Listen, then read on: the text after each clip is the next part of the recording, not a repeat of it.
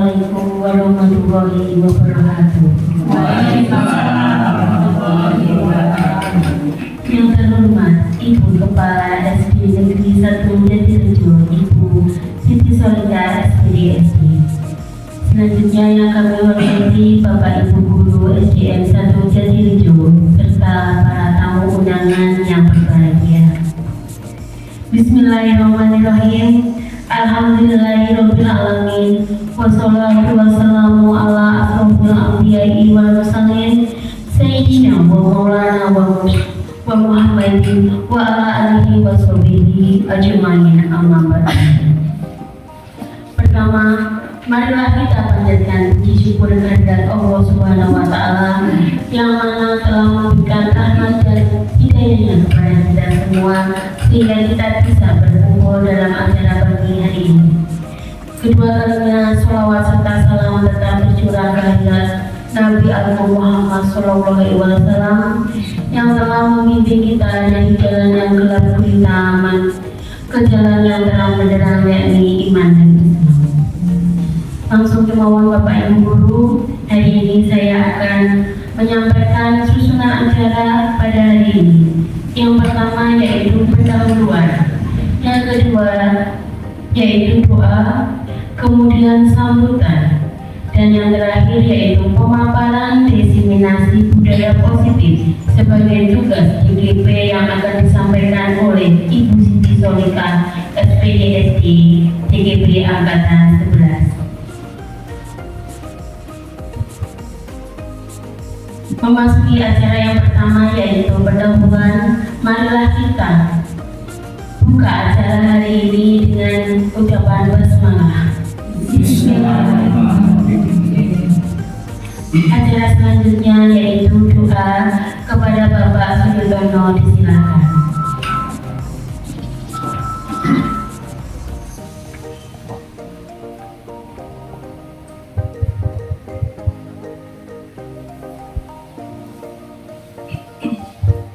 Assalamualaikum warahmatullahi wabarakatuh.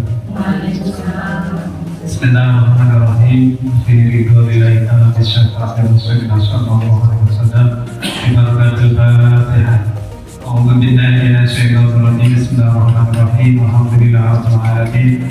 Ar-Rahmanir Rahim. Maliki yaumiddin. Iyyaka na'budu wa iyyaka nasta'in. Ihdinas shiratal mustaqim.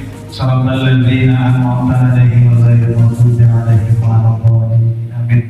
A'udzu billahi minasyaitonir rajim. Bismillahirrahmanirrahim. Allahumma shalli wa sallim ala sayyidina Muhammad wa ala ali sayyidina Muhammad. Alhamdulillahirabbil alamin. Hamdan yuwafi ni'amahu wa yukafi mazidahu ya rabbana lakal hamdu kama yanbaghi li jalali wajhikal karim wa 'azimi sultanik. Allahumma ihdina muslimina wa muslimat wal mu'minina wal mu'minat wal ahya'i minhum wal amwat. Allahumma shalli wa sallim ala sayyidina Muhammad sallallahu alaihi wa jamil ahwali wal afat wa taqatilana min jamil hajat wa tuqabilna min jamil sayyi'at wa tarfa'na bihi indaka 'ala darajat wa tuballighuna bi al-salawiyya min jamil khairat bihi wa tamamat. Allahumma ya ghani ya hadid ya rahman ya rahim ya rahim ya wadud al-ghadina bi ahlan haram wa bi ta'ala al-masjid wa bi ta'ala al-sirat. Allahumma tadil bi iman ya rahman kama tabayyana ربنا ظلمنا انفسنا وان لم تغفر لنا وترحمنا لنكونن من الخاسرين. ربنا آتنا في الدنيا حسنة وفي الآخرة حسنة وقنا عذاب النار. سبحان ربك رب العزة عما يصفون وسلام على المرسلين والحمد لله رب العالمين. Assalamualaikum warahmatullahi wabarakatuh. Kepada Bapak Suyono disampaikan terima kasih. Acara berikutnya yaitu sambutan yang akan disampaikan oleh Ibu Sulastri SPD. Kepadanya disampaikan, disilakan.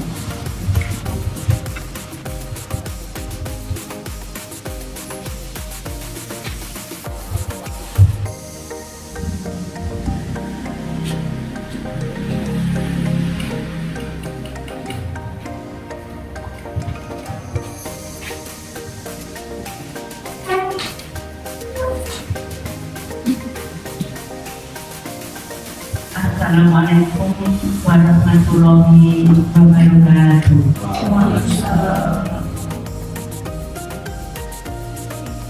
Bersama-sama marilah kita memanjatkan puji syukur kehadiran Allah Subhanahu wa Ta'ala dengan mengucapkan Alhamdulillahirrahmanirrahim, karena pada pagi hari ini kita bisa bertemu berkumpul di ruangan ini dalam keadaan sehat walafiat. Amin ya rabbal alamin.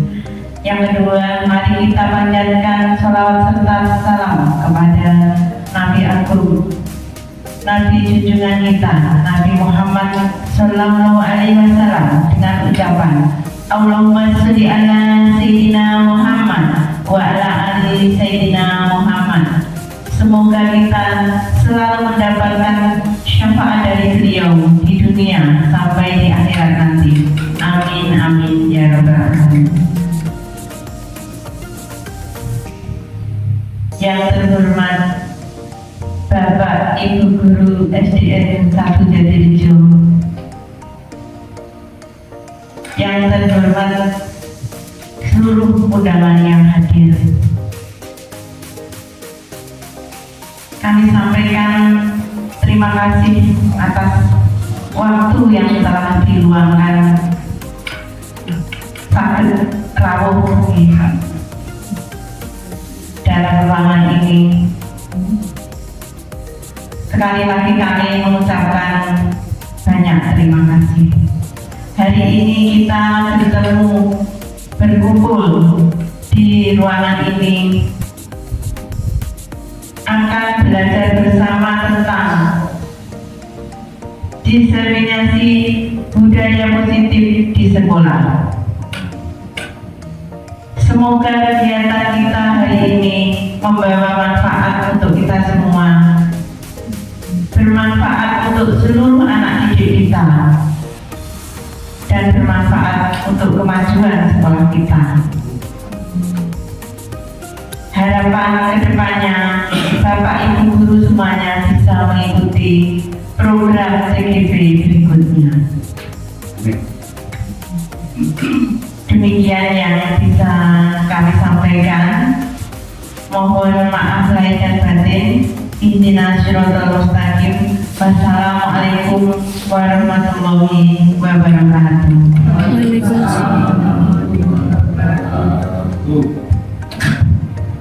Kepada Ibu Sulastri disampaikan terima kasih.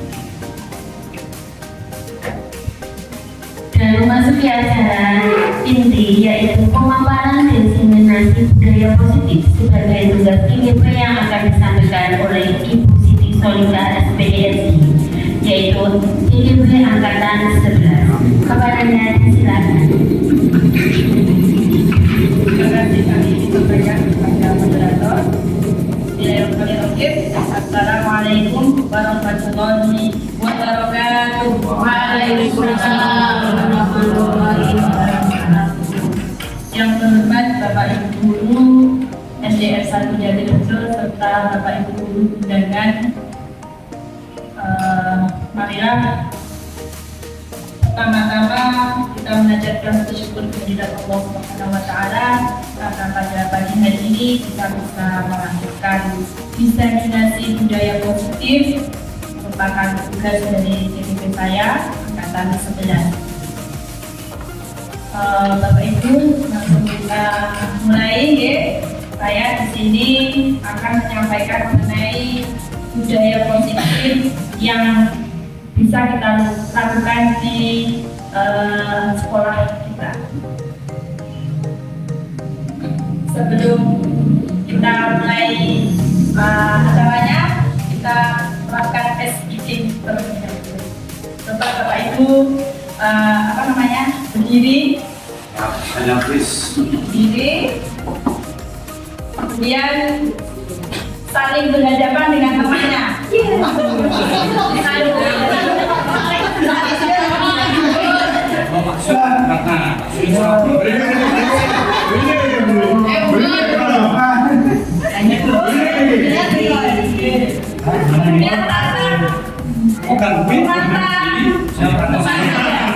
Kemudian tatap mata teman Anda.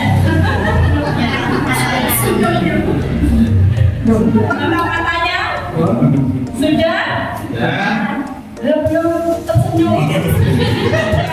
Senyum lagi 30 detik.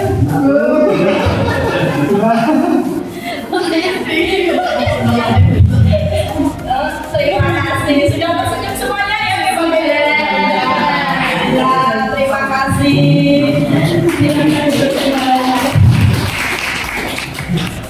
Untuk selanjutnya sebelum kita mulai diseminasi kali ini kita akan melakukan kesepakatan forum diseminasi.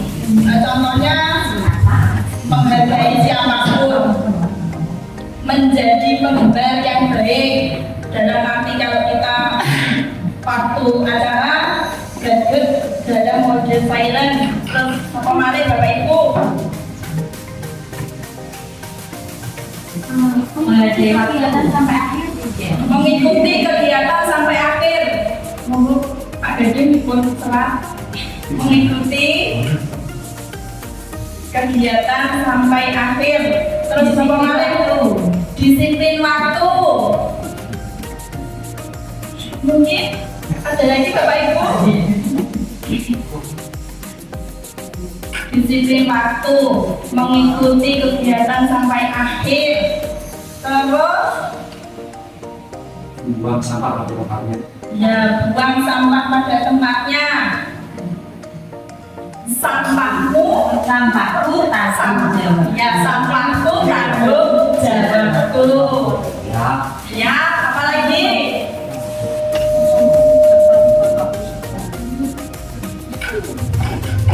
Buang sampah pada Dan termasuk dari sampahku tanggung jawab. Disiplin waktu.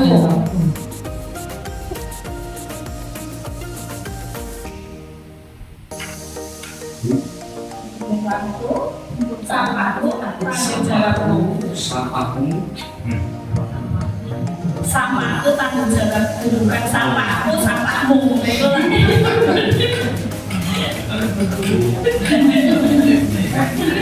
jaga kebersihan itu kan. Sudah, apa lagi mungkin? Sama deh. Nah, Mengikuti dengan semangat. mengikuti dengan semangat. Oke. Semangat dan kerja. Semangat dan ceria. Asik. Aktif. Aktif. Oke. Semangat kerja aktif. Kompak.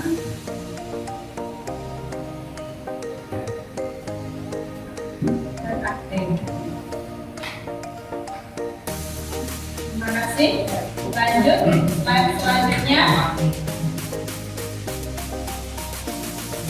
Ya, dalam forum nanti menghargai siapapun, menjadi pendengar yang baik, sampahku, tanggung jawabku, mengikuti sampai akhir, dan kesepakatan yang Bapak Ibu tadi sampaikan. Selanjutnya, dalam budaya positif, seorang guru yang baik harus memiliki kemampuan dalam mewujudkan budaya positif di sekolah.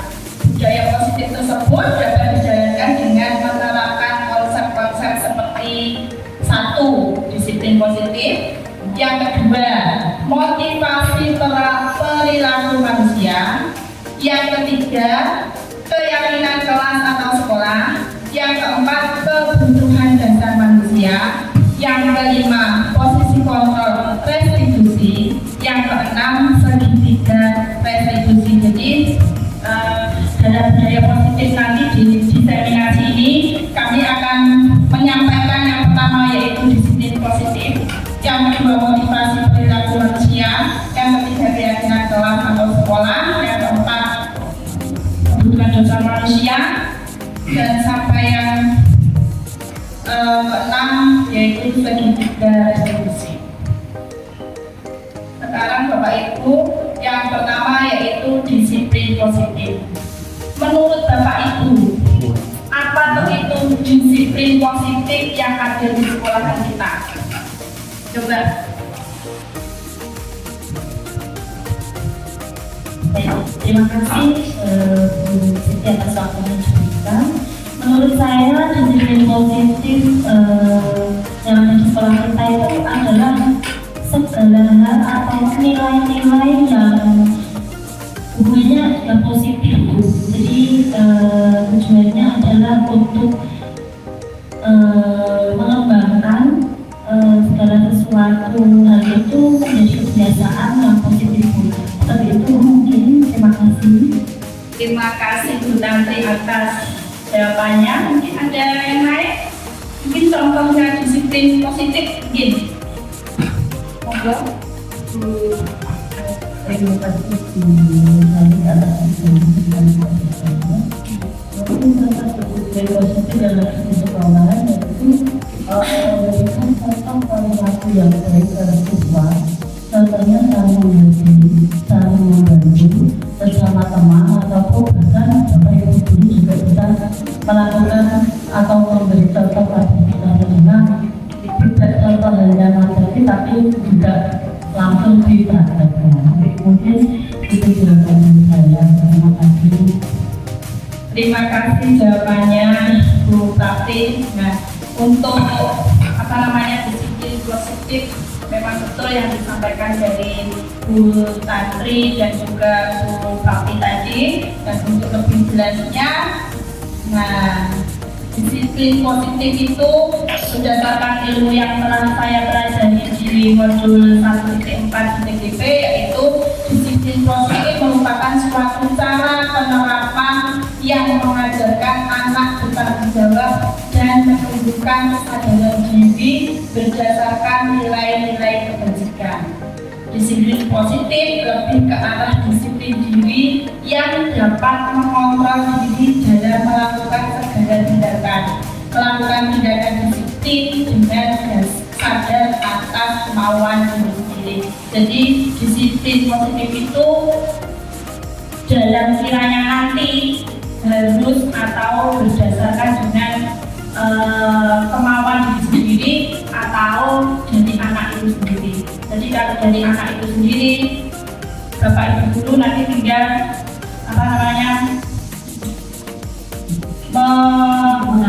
mengarahkan saja. Jadi anak punya kesadaran sendiri.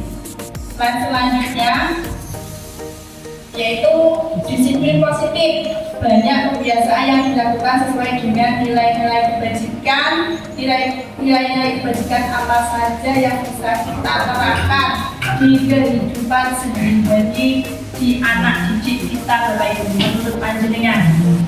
Contohnya disiplin positif yang sudah kita tanamkan di kehidupan sehari-hari anak kita. Contohnya. Terima kasih. Disiplin positif yang menurut saya itu datang ke sekolah tepat waktu. Nah, disiplin hadir tepat waktu. Terima kasih. Mungkin ada yang lain. Membuang sampah pada tempatnya. Ya, membuang sampah pada tempatnya. Nah, itu merupakan contoh-contoh disiplin positif yang sudah kita lakukan di sekolah kita masing-masing. Nah, disiplin positif tersebut itu berkaitan dengan nilai kebajikan yang Bapak Ibu sebut tadi sudah tercover di kurikulum Merdeka dengan 6 karakter profil pelajar Pancasila. Yang pertama yaitu beriman kepada Tuhan Yang Maha Esa dan berakhlak mulia. Yang kedua, mandiri. Yang ketiga, berkebinekaan global. Yang keempat, bergotong royong. Kelima, kreatif dan bernalar kritis. Jadi kebiasaan-kebiasaan yang tadi kita tanamkan itu sudah tercover di profil pelajar Pancasila yang terdapat di kurikulum Merdeka, Bapak Ibu. Untuk selanjutnya, manusia melakukan kebaikan-kebaikan tersebut pasti punya motivasi. Nah, kita kalau melakukan kebajikan atau kebaikan itu pasti punya motivasi. Kalau menurut Bapak Ibu, motivasi apa saja. Mungkin panjenengan kalau di sekolah hadir tepat waktu jam 7 hadir itu karena apa? Monggo, Pak Hadim. Terima kasih karena tadi dicoba misalnya kita hadir tepat waktu di sekolah masih kita adalah mencontoh sedangkan konkret kepada murid kita disiplin waktu dan juga membantu sekolah kita itu sebagai bagian berjalan di sekolah ini menjadi nyaman dan baik. Terima kasih Pak Hadim. Mungkin yang lain? Belum, Pak?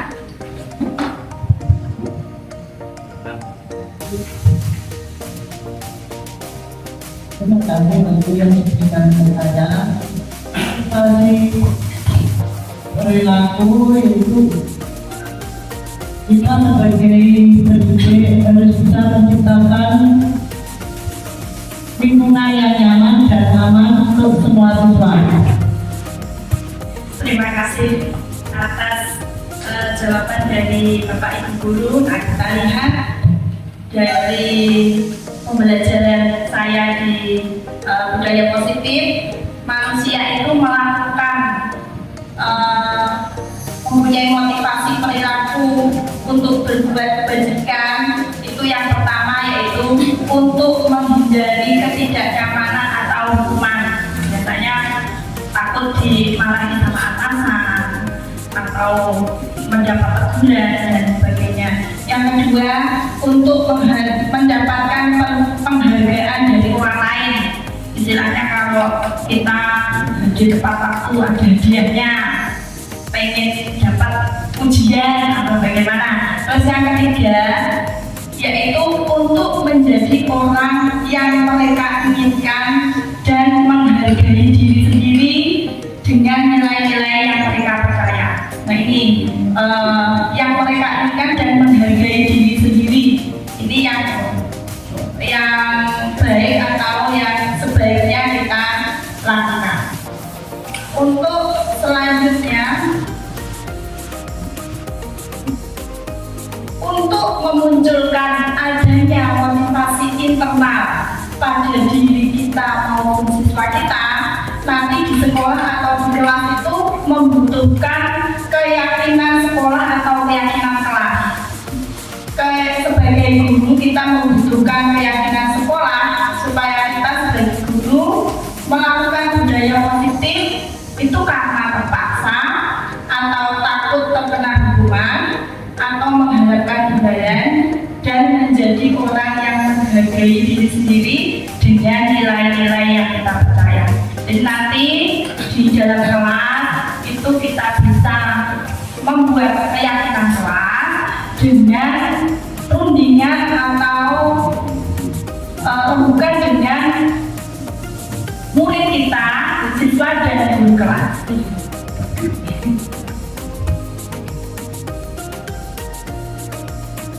Nah sekarang keyakinan kelas. Keyakinan kelas berarti di kelas itu nanti yang membentuk siapa? Bapak? Murid-murid beserta gurunya. Terima kasih atas jawabannya. Nah ini ada sebagai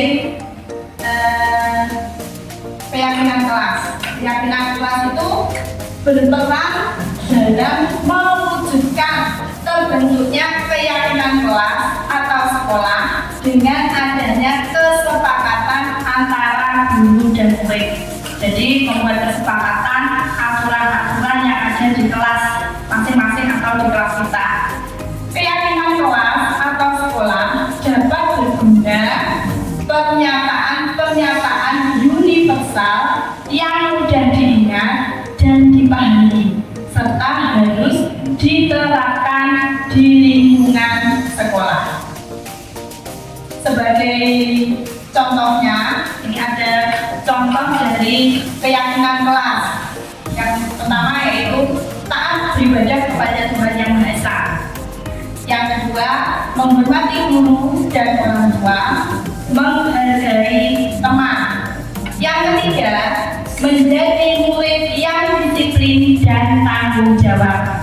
Yang keempat, menjaga kebersihan lingkungan kelas dan sekolah. Yang kelima, menjadi murid menyenangkan, ceria, dan bahagia. Yang keenam, semangat istiqomah. Sebagai contoh yang pertama tadi kita lakukan kesepakatan sebelum kita mulai diskusi itu merupakan salah satu dari contoh keyakinan kelas yang bisa kita terapkan dengan siswa-siswi kita. Mungkin Bapak Ibu bisa menambahkan di kelas itu misalkan ada tepat waktu atau yang mungkin anak inginkan kesepakatannya dengan pandangan itu bagaimana nanti bisa diterapkan di kelas tersebut.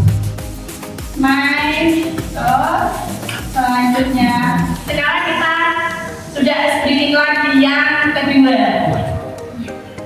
Ya Bapak Ibu mohon berdiri lagi. Sudah. Mungkin capek. Bapak Ibu capek. Semuanya berdiri saja. Capek tadi sudah duduk, sudah telah mendengarkan saya bicara. Sekarang saya punya ice breaking. Kalau satu kita pegang teman sebelahnya. Hai. Sebelahnya dari sebelah lagi. Ini. Pancingan di sini, pancingan di sini. Satu. Hai, gitu ya. Jawabannya nggak usah dijawab, kita lihat. Hai. Terus kalau saya satu bilang hai. Kalau dua asik-asik. Tanya begini ya, asik-asik. Ya di depan. Terus kalau tiga pegang janggut sebelah temannya. Yang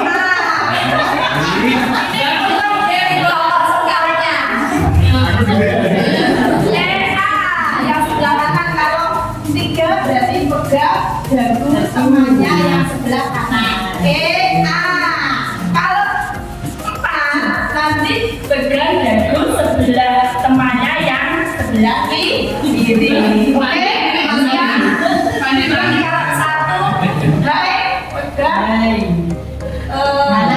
kanan di sebelahnya di sebelah kanan. Oke, siap? Satu.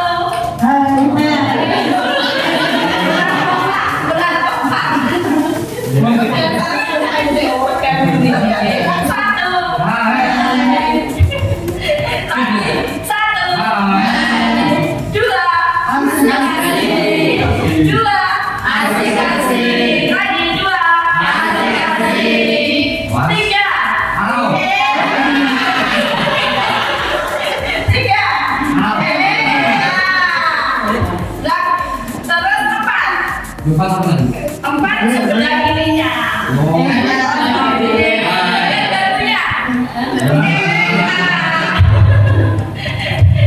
Lagi satu, dua, tiga.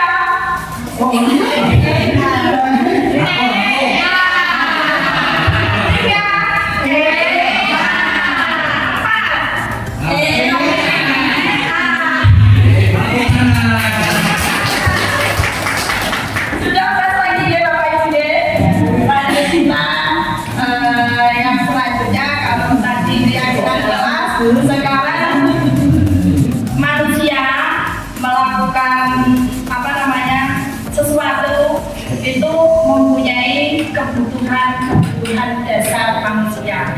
Menurut Bapak Ibu, apa saja kebutuhan dasar manusia?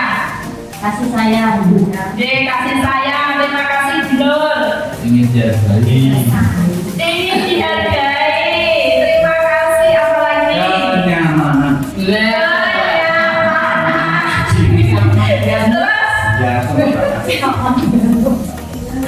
Ada kebutuhan dasar manusia tadi selanjutnya yang pertama yaitu kebutuhan akan kasih sayang, yang kedua kebutuhan akan kenyamanan, yang ketiga kebutuhan akan dihargai. Nah, coba kita lihat kebutuhan dasar menurut ilmu yang telah saya pelajari. Nah,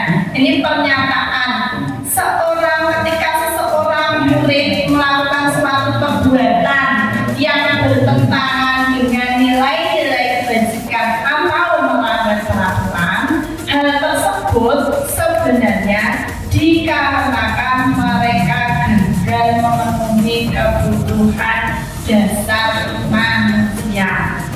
Apa saja? Nah, ini adalah kebutuhan dasar manusia. Yang pertama yaitu kebutuhan untuk bertahan hidup. Yang kedua, kebutuhan akan kasih sayang dan rasa diterima. Yang ketiga, kebutuhan akan penguasaan. Yang keempat, kebebasan. Dan yang kelima, kesenangan. Nah, ini ada sebuah cerita atau studi kasus. Ibu Pio, guru wali kelas 5 yang sedang bingung menghadapi ulang salah satu murid di kelasnya, yaitu Zen. Beberapa murid telah mengeluhkan bahwa Zen seringkali mengambil makanan mereka secara paksa. Apabila Anda mengalami situasi seperti Ibu Pio, tindakan apa yang akan Anda lakukan? Menurut Anda, apakah kiranya alasan Zen melakukan hal tersebut? Mungkin dari studi kasus ini, Bapak Ibu mungkin sering mengalami muridnya seperti Zen, sering mengambil makanan temannya, kemudian secara paksa pula, tidak permisi. Terus apa yang Anda akan lakukan dari kisah tersebut? Untuk kami biasanya ini Terima kasih atas waktu yang diberikan kepada saya. Tindakan yang saya lakukan adalah mengajak anak itu bicara. Alasannya apa kok sampai mengambil makanan temannya? Apakah dari rumah memang belum sarapan atau bagaimana? Tindakan saya kalau memang belum sarapan, ya saya berikan.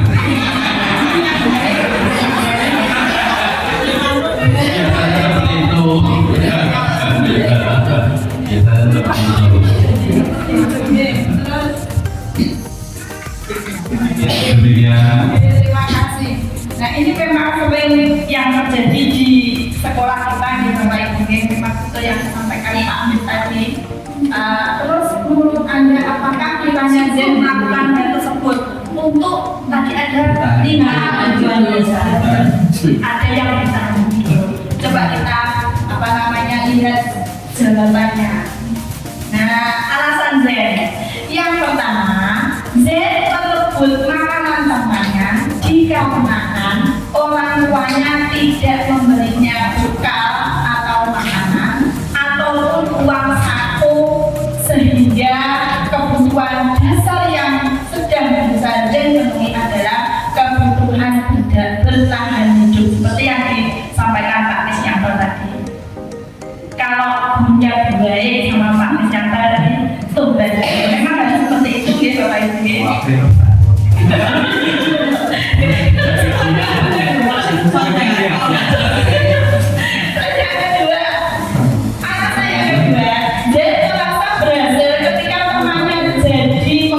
Memperhatikannya, jadi alasannya dia itu anak saya.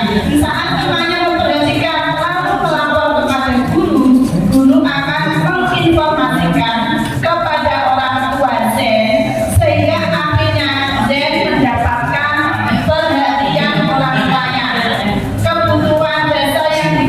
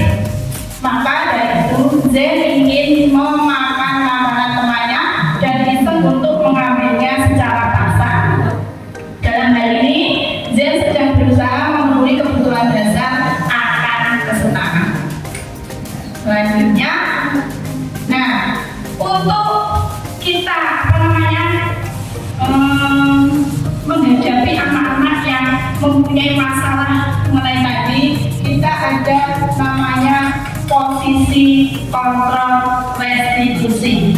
Dalam Bapak Ibu nanti mempunyai posisi kontrol sebagai guru. Sebagai guru kita memiliki posisi kontrol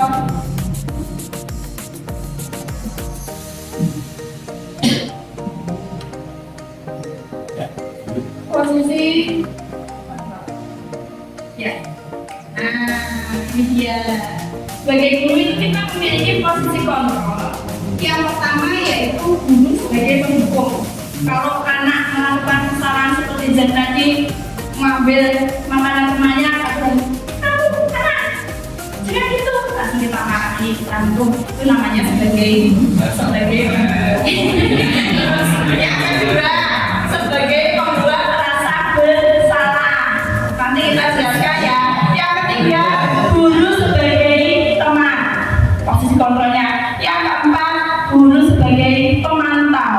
Yang kelima yaitu guru sebagai manajer. Yang kita harapkan nanti adalah guru sebagai manajer. Next, ini contohnya dia guru sebagai penghukum. Seorang penghukum bisa menggunakan hukuman fisik maupun verbal. Orang-orang yang menjalankan posisi penghukum senantiasa mengatakan bahwa sekolah memerlukan sistem atau alat yang dapat lebih menekan murid-murid lebih dalam lagi. Guru yang mempunyai posisi penghukum, dia mengatakan patuhi aturan saya atau awas.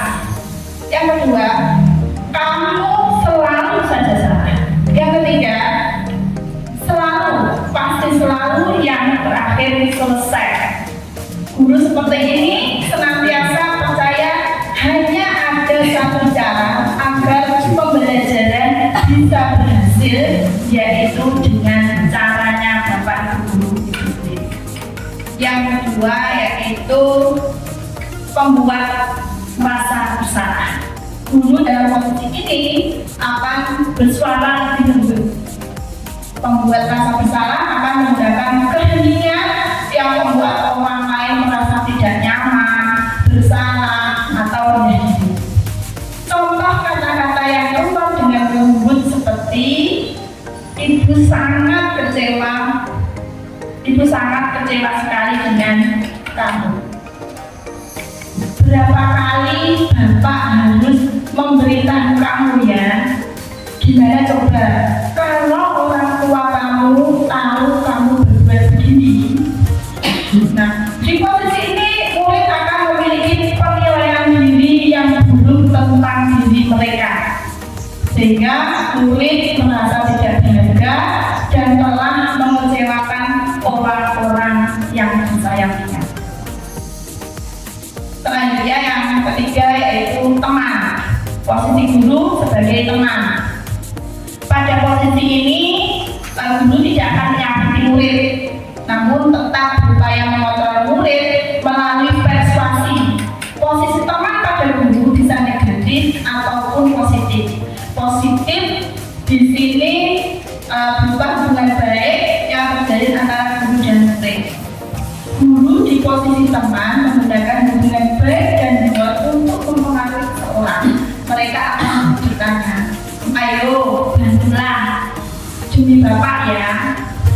Yang kedua, ayo ingat tidak bantuan Bapak selama ini. Yang ketiga, ya sudah kali ini tidak apa-apa, nanti ibu bantu bereskan. Nah di posisi ini dari segi negatif, posisi teman itu adalah bila suatu saat guru tersebut tidak membantu murid, maka murid akan kecewa. Saya pikir Bapak Ibu akan membantu saya. Saya pikir Bapak Ibu guru sayang sama saya. Nah, itu yang mereka ucapkan. Terus murid merasa dikecewakan kalau tidak dibantu oleh Bapak Ibu gurunya dan tidak mau lagi berusaha. Hal lain yang mungkin timbul adalah murid hanya akan bertindak untuk guru tertentu dan tidak untuk guru lainnya. Murid akan tergantung pada guru tersebut. Selanjutnya yaitu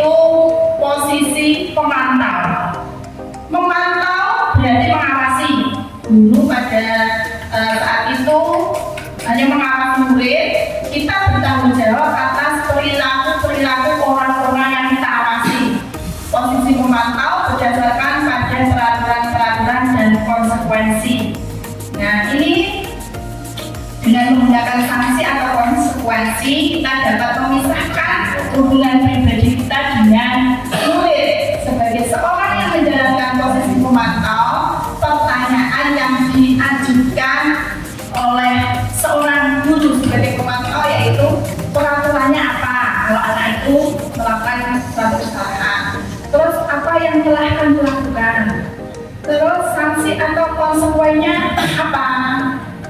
Seorang pemantau sangat mengandalkan penghitungan, catatan, data yang dapat digunakan sebagai bukti atas perilaku tersebut.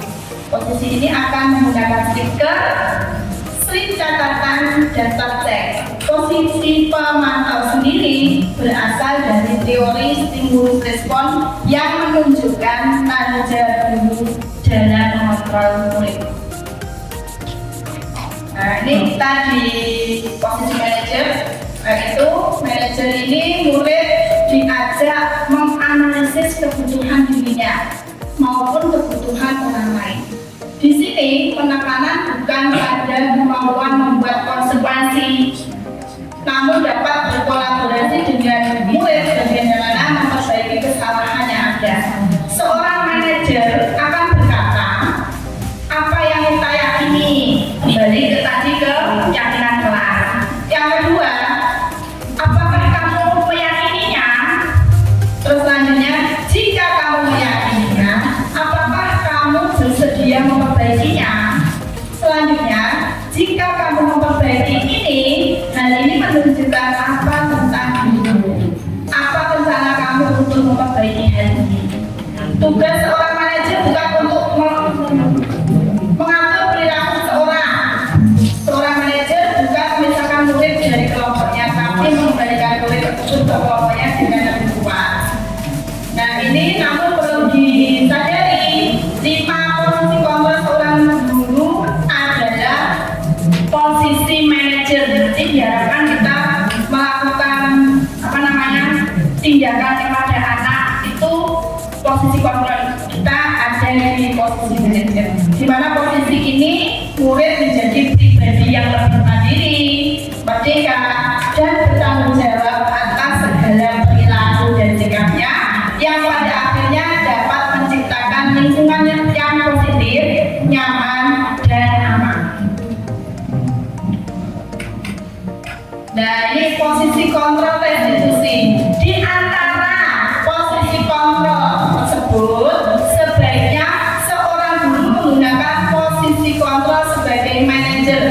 Sebagai manajer, guru dapat berbuat sesuatu bersama murid, mempersilahkan murid bertanggung jawab, dan mendukung murid agar dapat menemukan solusi atas masalah yang dia hadapi atau kesalahan yang telah dia lakukan.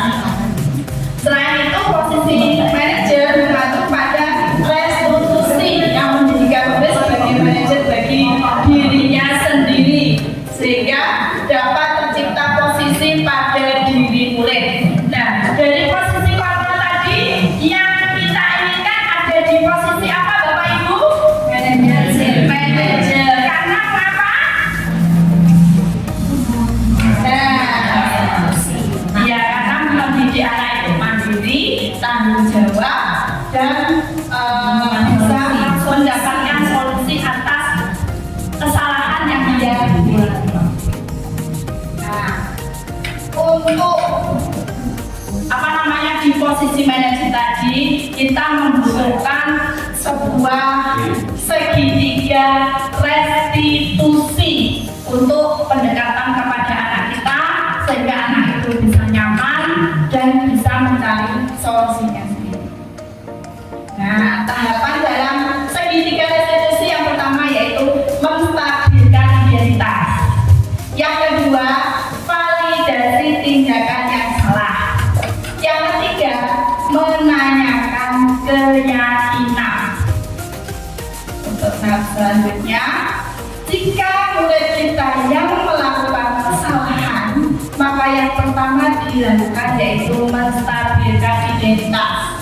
Langkah pertama yang dilakukan pada segitiga restitusi yaitu pada bagian dasar menstabilkan identitas. Jika anak berbuat salah, maka kebutuhan dasar mereka yang tidak terpenuhi. Tadi ada kebutuhan dasar manusia, jadi anak itu melakukan kesalahan, pasti ada sesuatu hal anak itu melakukan hal tersebut. Ada kebutuhan dasar yang tidak terpenuhi. Nah, bagian dasar segitiga retribusi itu bertujuan untuk mengubah orang yang gagal karena telah berbuat kesalahan menjadi orang yang sukses. Kita harus meyakinkan mereka dengan mengatakan kalimat tidak ada manusia yang sempurna. Tidak menyamakan anak, tapi kita mengatakan bahwa tidak ada manusia yang sempurna. Saya juga pernah melakukan kesalahan seperti itu.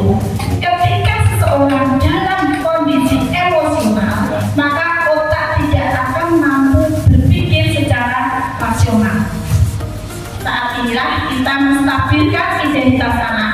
Anak kita bantu untuk tenang dan mencari solusi untuk menyelesaikan masalah.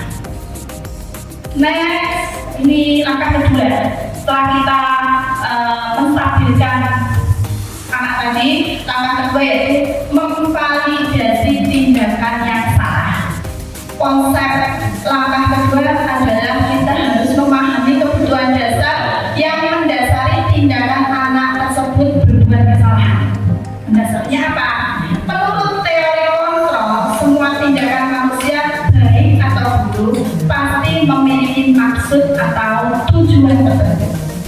Ketika kita menolak anak yang berbuat salah, dia akan tetap dalam salah. Yang diperlukan adalah kita memahami alasan melakukan hal tersebut. Jadi setelah kita tidak ada manusia yang sempurna, kita tanya, kenapa kamu kok melakukan kesalahan ini? Jadi mereka akan bercerita.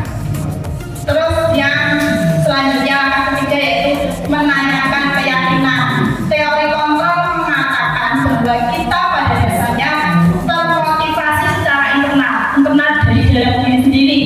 Ketika langkah 1 dan 2 sukses dilakukan, maka anak akan siap untuk dihubungkan dengan nilai-nilai yang dia percaya dan berpindah menjadi orang yang dia inginkan. Penting menanyakan ke anak tentang kehidupan ke depan yang dia inginkan. Ketika mereka sudah menemukan gambaran masa depannya, guru dapat membantu mereka untuk tetap fokus pada mereka. Coba ini ibu saya punya skenario kasus yang kemarin saya buat demonstrasi konseksual. Ini tidak bisa dibesarkan suaranya. Jadi suaranya besar. Volumenya dari saya.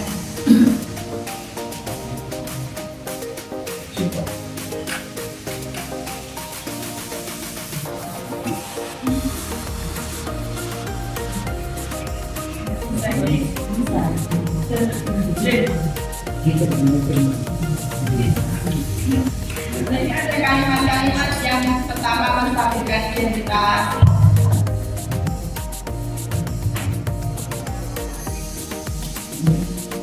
Perhatikan ya suaranya ya. Yang intinya yang pertama, kalau menstabilkan identitas, kita jangan menjatuhkan anak. Istilahnya anak kita katakan bahwa tidak ada manusia yang sempurna, pasti pernah melakukan kesalahan. Saya juga pernah melakukan kesalahan. Kalau di sini ini ceritanya anak tersebut nyontek waktu ujian dan ketawa oleh bapak pengacaranya. Kemudian kita panggil, kita menstabilkan identitasnya. Terus kemudian yang kedua, validasi masalah, kenapa kamu melakukan itu, karena dia tidak bisa mengerjakan soalnya, jawabannya dia soalnya terlalu sulit. Nah, untuk kedepannya kita tanya. Untuk yang terakhir yaitu menanyakan keyakinan untuk kedepannya apa yang kamu lakukan biar tidak sampai lagi. Dia akan belajar dengan sungguh-sungguh. Ini sebagai contoh Bapak Ibu, demikian dari diseminasi saya untuk yang itu tanya jawab. Mungkin Bapak Ibu ada yang menanyakan, bisa lanjut, monggo Bu Tantri. Saya ucapkan terima kasih pada Bu Soli yang sudah memberikan waktu. Saya ingin memberikan refleksi terhadap apa yang sudah dipaparkan. Luar biasa sekali Bu Soli, sudah sangat bagus sekali. Slide-slide-nya juga tertata dengan runtut sekali. Saya ucapkan bagus sekali. Terima kasih telah memberikan ilmunya ini. Saya semakin menjadi paham dan khususnya ini saya tangkap tentang posisi kontrol guru bagi yang akan saya tanyakan juga poin itu. Misalkan ini yang akan saya tanyakan adalah bagaimana misalkan kita itu punya murid, tetapi juga muridnya itu yang melanggar tidak sedikit. Jadi dalam artian itu yang melanggar juga banyak. Di sini pada saat posisi kontrol kita sebagai manajer, artinya kita itu membutuhkan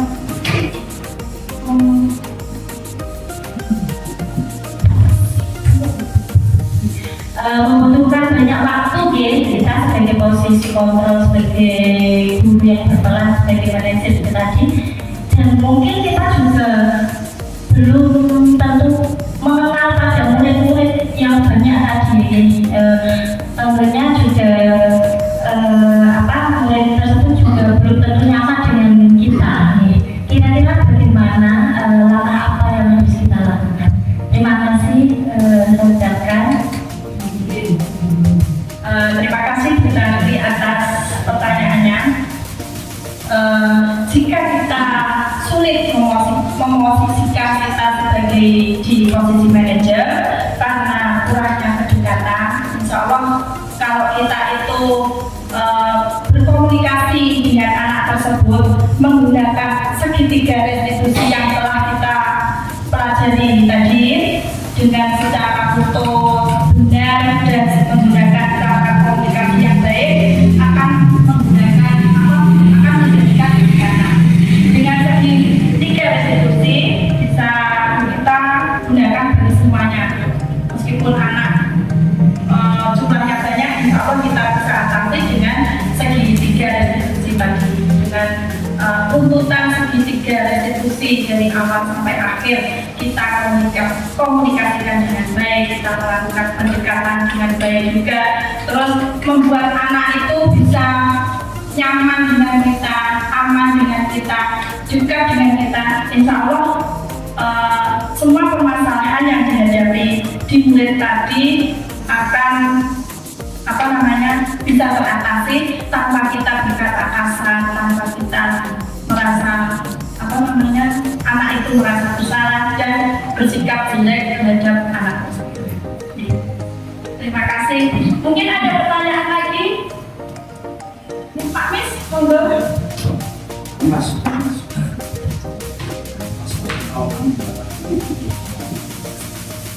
Terima kasih atas waktu yang diberikan kepada saya.